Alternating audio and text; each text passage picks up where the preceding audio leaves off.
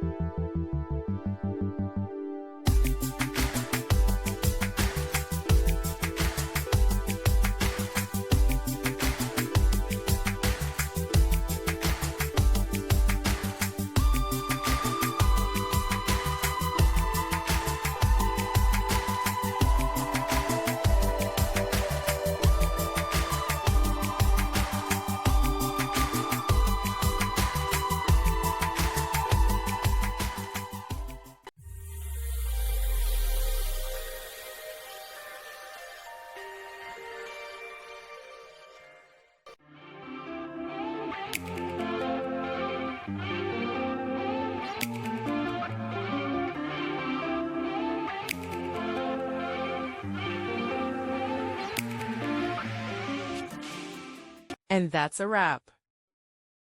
I hope you found the answer you were looking for. If you did, take a second to hit that subscribe button. It really helps out.